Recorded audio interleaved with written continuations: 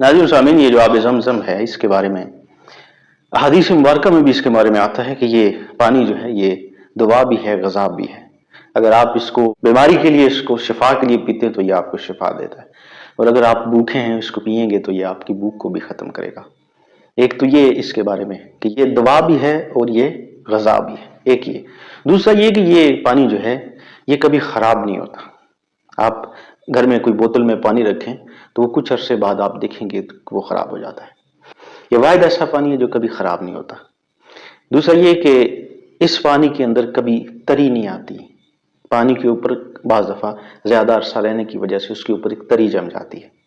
ये वाहिद ऐसा पानी है जिसके ऊपर कोई तरी नहीं जमती। जो चश्मों के पानी होते हैं वो उनके अंदर एक मल सी होती है, वो पैदा हो जाती है, लेकिन ये वाहिद ऐसा पानी है जिसके अंदर कोई मल नहीं होती।